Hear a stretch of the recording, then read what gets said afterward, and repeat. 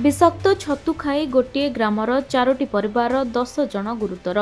रायगढ़ जिला काशीपुर ब्लॉक दोरागुड़ा थाना अंतर्गत टिकरपड़ा गांव एभली खबर आसी। सूचना मुताबक दोरागुड़ा थाना अंतर्गत टिकरपड़ा ग्रामर 4टी परिवार 10 जन सदस्य विषाक्त छतु खाई विभिन्न चिकित्सालय भर्ती होती। मिलता खबर अनुसार शनिवार संध्या समय विषाक्त जंगली छतु खाई शोइथिबा बेले अधरात्र परिवार 10 जन को झाड़ा बांति पीड़ित होते। फल परिवार लोक प्रथम उषापड़ा स्थित उत्कल हस्पिटाल भर्ती होते। से 4 जन स्वास्थ्यावस्था गुरुतर हेबारु रायगढ़ जिला मुख्य चिकित्सालय को स्थानांतरित करा जायथिला। उषापड़ा मेडिकल रे उक्त गाँव दुर्जय नायक, रेंगु नायक, कुमारी नायक, अंजनी नायक, धनमणि नायक, लकेवती नायक चिकित्सित हेउथबा बेले अन्य 4 जन प्रदीप झोड़िया, तंपा झोड़िया, डंबू झोड़िया, काबुड़ा गौड़ रायगढ़ जिला मुख्य चिकित्सालय भर्ती होइतिबा सूचना रहिछि।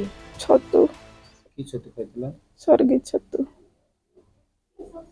कोन किछि भी हेई नाही भल लागला खाई सोइला परे केते बेले बांती हैला कोन हैला जानि पारलुनी आ स्वर्गी छतु खाई कर तो आगे एमती अवस्था रे रही गलो आ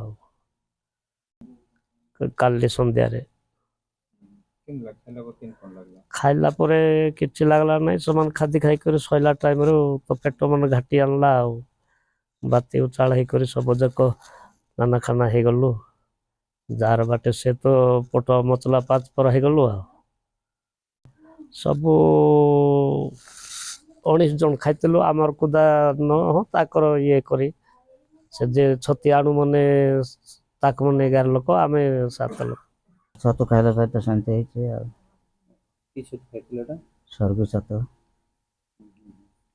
खाइला पर किन कोन लागला खाइला ପରେ ତ ସମାନ ଖାଇଲୁ ତ ଶୋଇବା ଟାଇମରେ ତ ପୁରା ଆରାମ ହେଇଗଲା। रायगढ़ विजय कुमार दास को रिपोर्ट खबर ओडिशा।